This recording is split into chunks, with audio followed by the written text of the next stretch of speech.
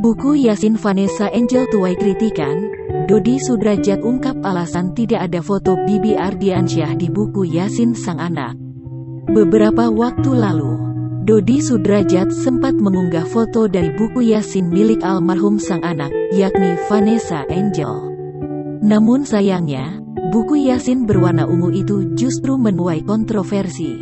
Sebab tidak adanya foto suami Vanessa Angel, Bibi Ardiansyah. Dodi yang sudah kebal dengan hujatan dari warganet, akhirnya buka suara. Dia menjelaskan kenapa foto Bibi tidak ada di dalam buku Yasin milik Vanessa Angel. Dodi mengaku dirinya hanya mengikuti konsep buku Yasin yang telah dicetak oleh Milano selaku mantan kuasa hukum Vanessa Angel. Meski foto Bibi tidak ada, Dodi menegaskan keluarganya tetap akan mengirimkan doa untuk sang menantu.